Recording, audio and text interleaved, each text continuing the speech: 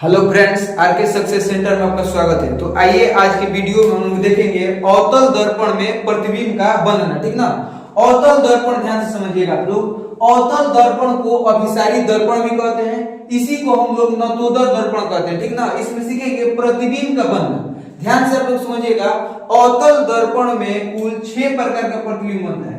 अवतल दर्पण में कुल 6 प्रकार का प्रतिबिंब बनता है।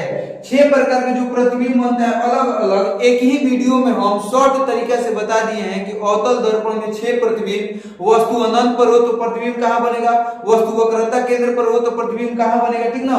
तो हम एक वीडियो में शॉर्ट तरीके से पढ़ा दिए हैं। यदि आप लोग उसको नहीं देखे हो तो जाकर आगे देख लीजिएगा उसको। ठीक ना।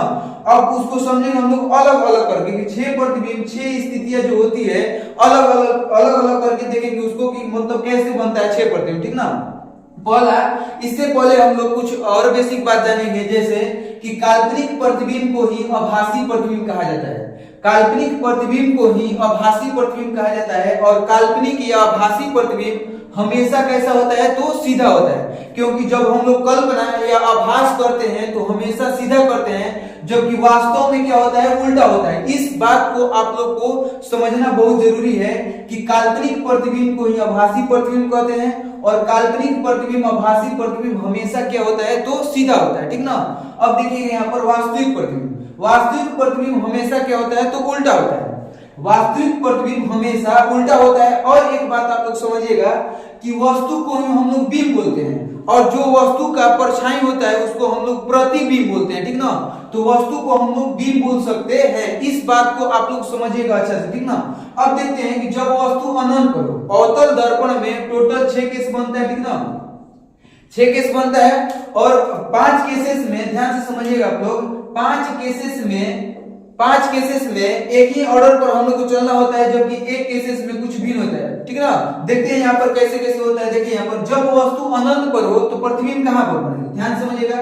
अवतल दर्पण में कोई वस्तु अनंत पर हो तो अनंत से चली प्रकाश की किरण है मुख्य अक्ष के समानांतर, जो या सीपी है क्या है मुख्य अक्ष है, प्रिंसिपल एक्सिस है। ठीक ना। तो मुख्य अक्ष के समानांतर कोई अनंत से चली किरणें जब अवतल दर्पण से टकराती है तो टकराने के बाद पुनः किससे गुजर जाती है तो फोकस से गुजर जाती है। इस बात को आप लोग ध्यान में रखिएगा कि जब भी अनंत से चली किरणें चाहे कहीं से भी प्रकाश की किरणें चले और अवतल दर्पण में टकराती है तो टकराने के बाद किससे गुजरती है, फोकस से गुजरती है। इसी प्रकार से जब अनंत से चली प्रकाश की किरणें चली और अवतल दर्पण में टकराई और टकराने के बाद मुख्य फोकस एफ से निकल गई। ठीक ना। तो जहां पर दोनों किरणें मिलेगी वहीं पर प्रतिबिंब बनेगा। ठीक ना। तो क्वेश्चन पूछेगा कि अवतल दर्पण में यदि वस्तु अनंत पर हो तो प्रतिबिंब कहां पर बनता है तो फोकस पर बनता है। यदि वस्तु अनंत पर हो तो प्रतिबिंब कहां बनता है, फोकस पर बनता है। और प्रकृति क्या होता है, ध्यान समझिए। 5 केसेस में प्रकृति वास्तविक एवं क्या होता है उल्टा होता है। जब भी वास्तविक दिखाई दे तो वास्तविक प्रतिबिंब हमेशा क्या होता है उल्टा होता है, जबकि आभासी प्रतिबिंब हमेशा क्या होता है तो सीधा होता है। ठीक ना। और साइज क्या होगा तो बहुत छोटा होगा। साइज क्या होगा तो बहुत छोटा होगा। ठीक ना। अब सेकंड केस में जब वस्तु अनंत और वक्रता केंद्र के बीच हो, जब वस्तु अनंत एवं वक्रता केंद्र के बीच हो, ध्यान से आप लोग समझिएगा। जैसे मान लीजिए एक अवतल दर्पण है और वस्तु अनंत एवं वक्रता केंद्र के क्या बीच है, वस्तु अनंत एवं वक्रता केंद्र के जब बीच मान लीजिए कोई AB एक ऑब्जेक्ट है, कोई एक वस्तु है, वस्तु किसमें तो अनंत एवं वक्रता केंद्र के बीच में है। तो यहां से प्रकाश की किरणें चली और अवतल दर्पण से टकराने के बाद पुनः किससे गुजर गई तो फोकस से गुजर गई। ठीक ना। और फिर यहां से एक वक्रता केंद्र से गुजरेंगे। एक को हम लोग अवतल दर्पण से टकराने के बाद फोकस से गुजरते हैं, जबकि एक को यहां से वक्रता केंद्र से ही गुजरेंगे और दोनों किरणें जहां मिलेगी वहीं पर हम लोग का क्या बनेगा प्रतिबिंब बनेगा। तो अवतल दर्पण में जब वस्तु अनंत एवं वक्रता केंद्र के बीच हो तो प्रतिबिंब हमेशा वक्रता केंद्र और फोकस के बीच में बनता है। ध्यान से समझिएगा। प्रतिबिंब A', B', प्रतिबिंब A', B' फोकस एवं वक्रता केंद्र के बीच में बनता है। फोकस एवं वक्रता केंद्र C के बीच में बनता है। और प्रकृति क्या होता है, 5 केसेस में प्रकृति हमेशा वास्तविक और उल्टा होता है। जब भी प्रतिबिंब जब भी प्रतिबिंब दर्पण के आगे बने तो प्रकृति क्या होता है, वास्तविक एवं क्या होता है, उल्टा होता है। एक केसेस में एक मात्र एक अवतल दर्पण में एक केसेस में जो प्रतिबिंब होता है दर्पण के क्या बनता है, पीछे बनता है। दर्पण के पीछे बनेगा तो जो प्रकृति होगा वास्तविक एवं उल्टा न होकर आभासी एवं सीधा हो जाएगा, ठीक ना। अब ध्यान से समझिएगा, साइज क्या होगा तो छोटा होगा, साइज क्या होगा, छोटा होगा। थर्ड केस में क्या बोलता है, सबसे ज्यादा पूछने जाने वाला क्वेश्चन, ठीक ना, सबसे ज्यादा पूछा जाने वाला क्वेश्चन है एग्जाम में, ठीक ना, कि जब वस्तु वक्रता केंद्र पर हो, अवतल दर्पण में कोई वस्तु यदि वक्रता केंद्र पर हो तो प्रतिबिंब कहां पर बनेगा। ध्यान से आप लोग समझिएगा, देखिए यहां पर जैसे मान लीजिए कि यह एक अवतल दर्पण है, यह क्या है, अवतल दर्पण है, और अवतल दर्पण में इसको P बोलते हैं, P मतलब पोल ध्रुव बोलते हैं, इसको A फोकस, इसको वक्रता केंद्र C बोलते हैं। जब मान लीजिए कोई वस्तु यहाँ पर वक्रता केंद्र पर हम रख दिए, वक्रता केंद्र पर, तो यहाँ से चली प्रकाश की किरण अवतल दर्पण में टकराती है और टकराने के बाद मुख्य फोकस से क्या हो जाती है, गुजर जाती है। टकराने के बाद मुख्य फोकस से क्या हो जाती है, गुजर लेती है, ठीक ना। और फिर यहाँ से एक वक्रता केंद्र से गुजरेगी।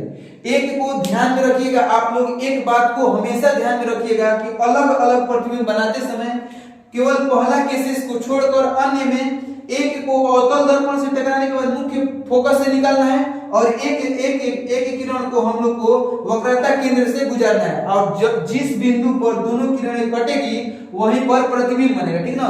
तो यहाँ से कोई प्रकाश की किरणें चली और अवतल दर्पण में टकराने के बाद मुख्य फोकस से निकल गई, यहां से कोई प्रकाश की किरणें चली और अवतल दर्पण में टकराने के बाद मुख्य फोकस से निकल गई। आप लोग थोड़ा ध्यान से समझिएगा, अवतल दर्पण का जो चमकीला सतह होता है, अवतल दर्पण का जो चमकीला सतह होता है वो अंदर की ओर धंसा रहता है, तो कोई प्रकाश की किरणें आएगी तो ऐसे गुजरेगी, ठीक ना।